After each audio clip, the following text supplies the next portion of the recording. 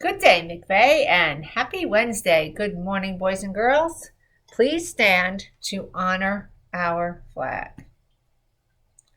I pledge allegiance to the flag of the United States of America and to the republic for which it stands, one nation, under God, indivisible, with liberty and justice for all. Boys and girls, you may be seated. Let's get to our birthday book. Okay.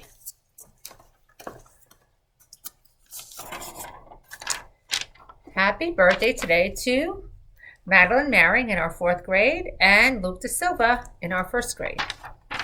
And today, boys and girls, the lunch is cheeseburger or hamburger, egg chef salad, bagel, or grilled cheese. You got it. Okay, so we have a cool new flag to add. Check this flag out. Does anybody know where this flag is from? This is the flag of South Korea. And pretty soon this will be hanging in our hallways. Can't wait. So thank you for this flag. And we're continuing our study of Australia. And what I found out today is that some 2nd graders are doing some super cool projects and studying about Australia. So I'm going to read something to you that Rahab actually wrote for us in addition to coloring in a flag. Okay, you ready? This month we are learning about Australia. In Australia, our school starts in September, goes until June. In Australia, the school year starts from January and ends in December. So it goes from January, the sort of end of January, to the beginning of December. Gee, why?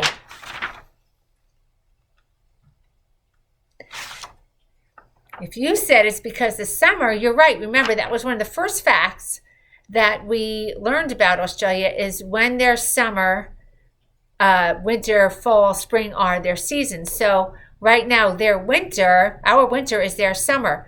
So during the hottest months, just like us, there's no school. So that's why their school starts at the end of January and ends at December.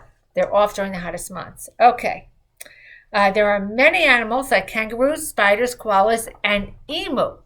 Now, emu was going to be one of our cool facts for today. The emu is actually a bird that doesn't fly. Emus do not fly, but that is the national bird of Australia. And then she starts to talk about some people.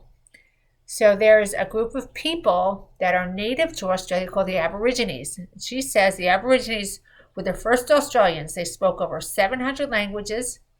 And 50,000 years ago, the ocean around Australia wasn't so deep. She wishes she could live in Australia or go there to visit. Me too. So, let's see.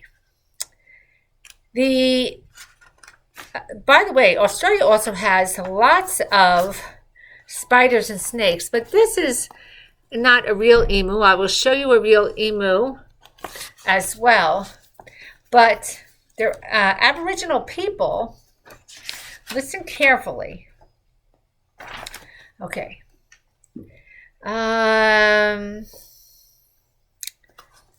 Aborigines came to the continent of Australia before ocean levels rose. So when the ocean was not so deep, the Aboriginal people went to Australia.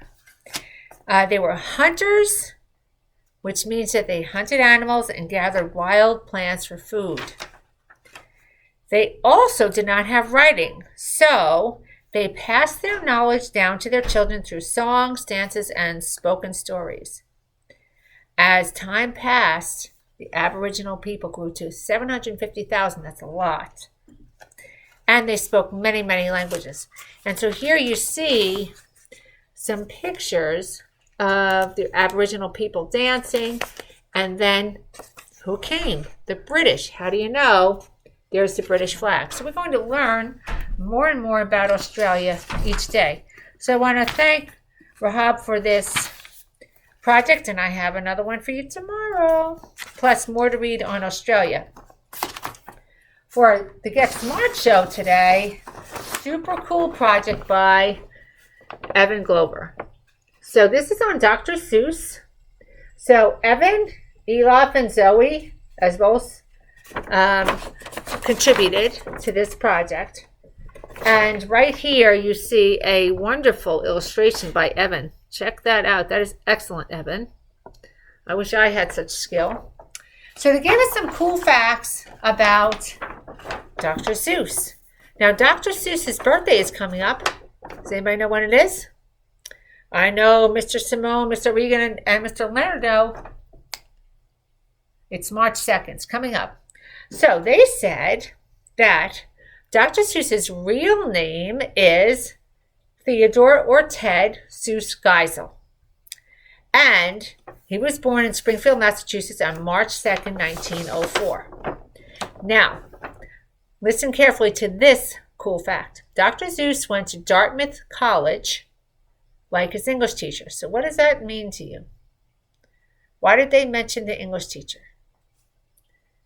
Maybe Dr. Seuss was inspired by his English teacher.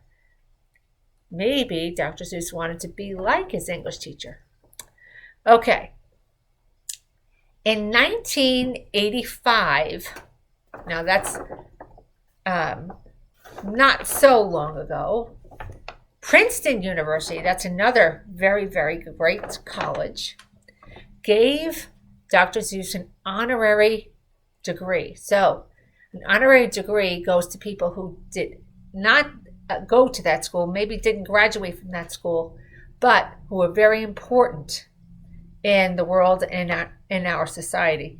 So Princeton gave Dr. Seuss an honorary degree.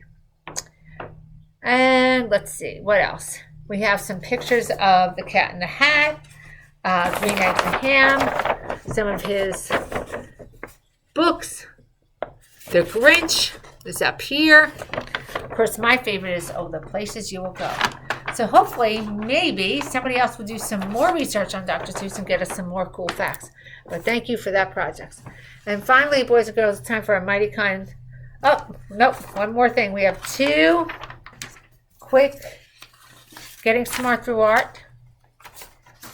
This is 2021. Looks like we're loving 2021, kind of like a Happy New Year's kind of a picture. And this just looks like a cool place to go. I'm not sure where it is, but love it. This is by Montserrat. I forgot to mention this is Maria in 217. Okay, so for our mighty kind moment of the day, we have our drum roll.